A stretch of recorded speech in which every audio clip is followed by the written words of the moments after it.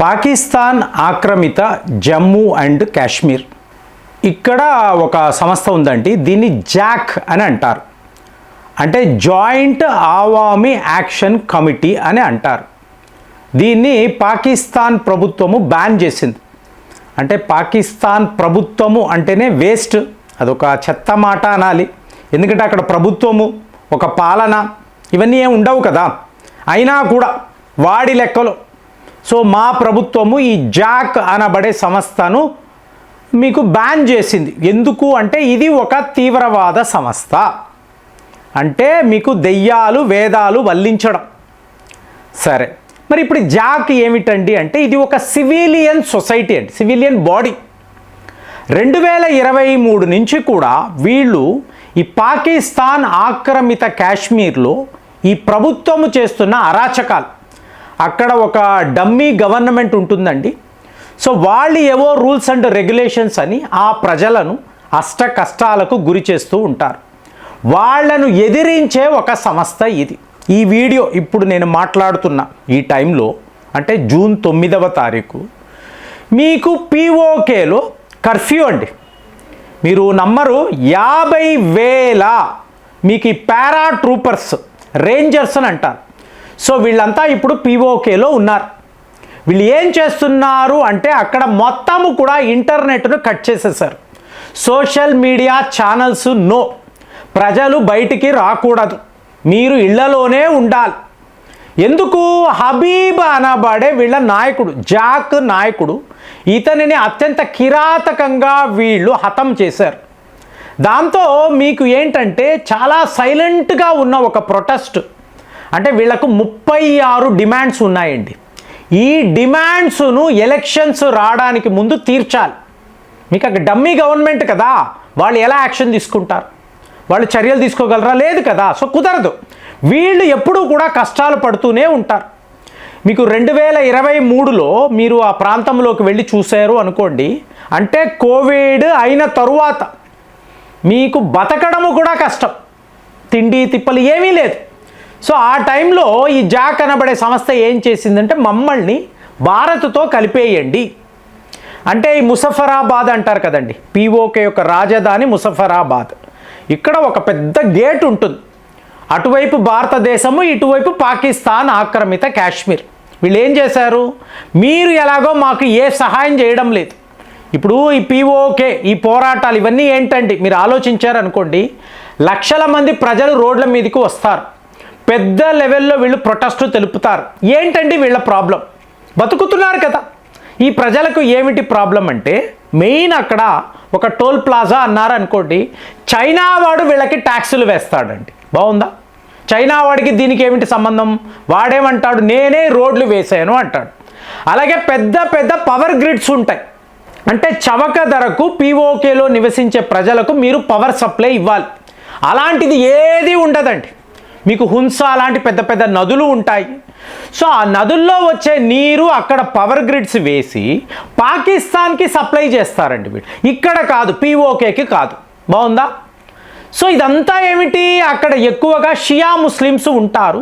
షియా Muslims, అహ్మదియన్స్, వీళ్ళ మీద వీళ్ళు ఎక్కడ లేని ద్వేషాన్ని పెంచుకొని వాళ్లను ఇలా ఇబ్బందులు పెట్టడం.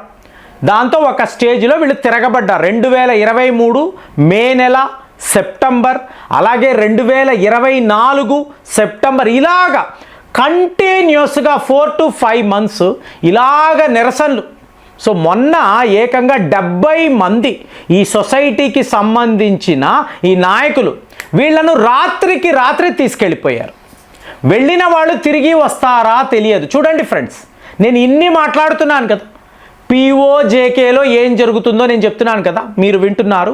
మీలో చాలామంది కామెంట్స్లో రాస్తారు, ఎక్కడైనా అమెరికా POKలో ఏం జరుగుతుందో రిపోర్ట్ చేస్తారా? చూడండి, ఈ వెస్టర్న్ మీడియా మొన్న వచ్చిన ఈ మహానాయకులు, యూరోప్ యూనియన్ నాయకులు, వీళ్ళు భారత్ అసలు ఈ కాశ్మీర్ అనేది పాకిస్తాన్కి సంబంధించిన భూభాగము, భారత్ ఇలాగే మాట్లాడతారు, మనం ఆక్రమించుకున్నాము అని మాట్లాడతారండి.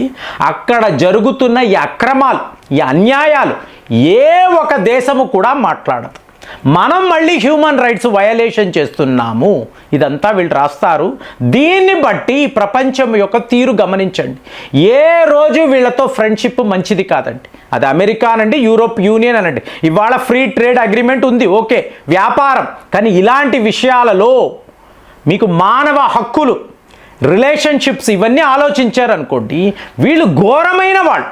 వీళ్ళు ఎప్పుడూ పాకిస్తాన్ వైపే ఉంటారు. మరి అక్కడ ప్రజలు ఇంతంత పెద్ద నిరసనలు తెలుపుతున్నారు కదా. వాళ్ళ నాయకుడిని అన్యాయంగా వీళ్ళు లేపేశారండి. దాంతో పెద్ద లెవెల్లో హింస. మీకు ఎంతమంది ట్రూపర్స్ పాకిస్తాన్ సైనికులు పోయారో ఇంకా కౌంట్ రాలేదు. ఎందుకంటే మీకు అక్కడ మీడియా లేదు, ఇంటర్నెట్ లేదు, కాబట్టి మనకు వార్తలు రావడం లేదు. కొన్ని ఫోటోలు వస్తున్నాయే తప్ప అక్కడ రియల్గా ఏం జరుగుతుంది అనేది మనకు సమాచారం లేదు. కానీ పెద్ద లెవెల్లో వైలెన్స్ మాత్రం ఉందండి. ప్రశాంతంగా ఉన్నవాళ్ళు ఒక్కసారిగా తిరగబడ్డారు. ఇంకా చెప్పాలంటే 1971లో మీకు భారత్కి పాకిస్తాన్ మధ్య యుద్ధం జరిగింది, మనం గెలిచాము కదా.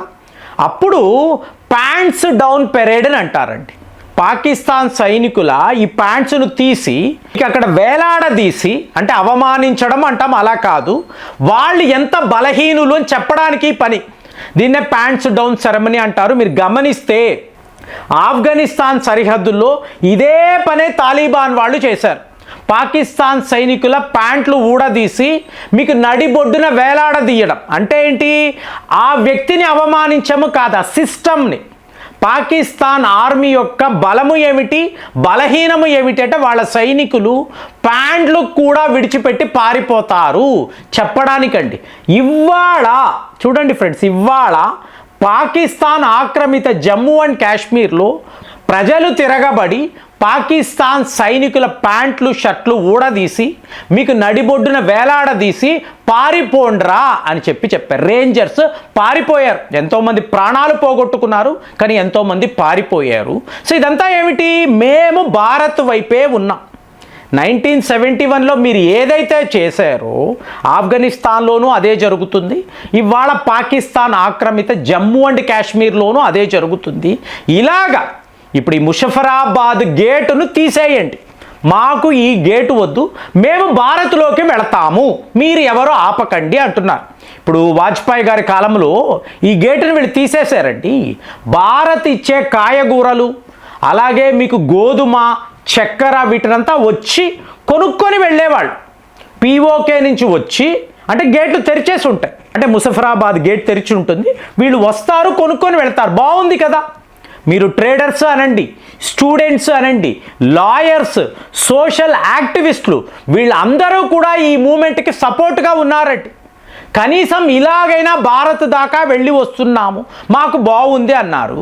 కానీ ఈ సంస్థను వీళ్ళు బ్యాన్ చేసి ఆ గేట్లంతా మూసేసి మీకు ఉన్న అడ్వాంటేజ్, మీకు ఉపయోగపడిన ఒక ఆపరేషన్, దీనిని మేము మూసివేస్తున్నాము అని చెప్పడంతో పాకిస్తాన్ ప్రభుత్వము మీద ఏ స్థాయిలో తిరగబడాలో మీకు వీళ్ళు ఇప్పుడు తిరగబడుతున్నారు.